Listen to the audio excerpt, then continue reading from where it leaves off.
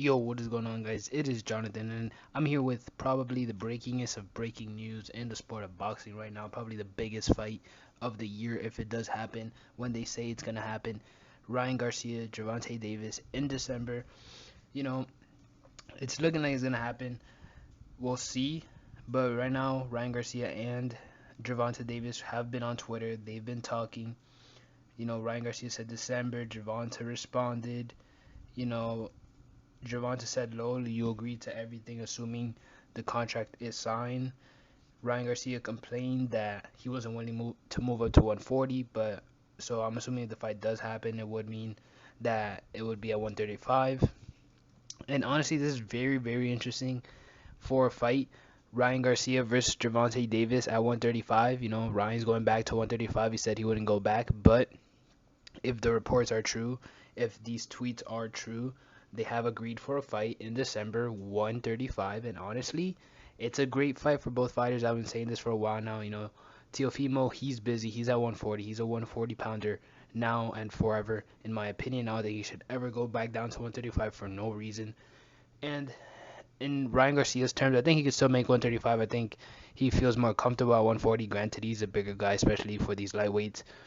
And for Gervonta, I think 135 is definitely his division. But with Devin Haney wrapped up with the Kambosos rematch and probably the Lomachenko fight, which I still think is also a big fight, it is not as big as this fight. These are the two most popular guys potentially that are boxers outside of Canelo.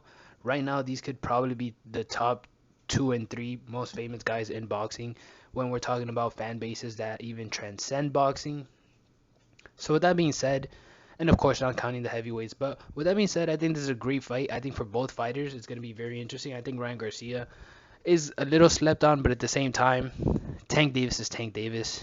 Yes, he doesn't have the super broad competition that some other fighters have, especially at this age in his career. And Ryan Garcia, granted, even though he hasn't fought the top of the top, he has some decent opponents. So this is probably a step up fight for both these fighters, and we're gonna see pressure makes diamond, and we're gonna see who comes out of this as a diamond. And in my opinion, whoever wins this fight will be a megastar in boxing. I don't know if there will be a rematch class. I assume so.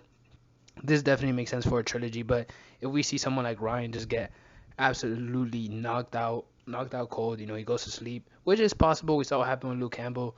Tank possesses power. Granted, Ryan has an amazing left hook. He is the longer fighter, the taller fighter. So this fight is going to be very interesting if it does happen, and I look forward to it. But with that being said, we'll see how all this plays out, and see you next time. Peace.